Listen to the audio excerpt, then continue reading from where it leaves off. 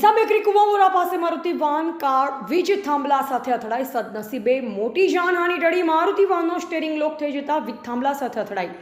યુજીવીસીની team તાત્કાલિક ઘટના સ્થળે પહોંચી મારુતિ વાન ચાલક સામે કાર્યવાહી કરી સમાધાન દંડ વસૂલ કરવામાં આવ્યો. મારુતિ વાન વીજ થાંભલા સાથે અથડાતા લોકોના ટોળેટોળા ઘટના સ્થળે ઉમટી પડ્યા. રિપોર્ટર રાકેશ ઠક્કર, ડીસા.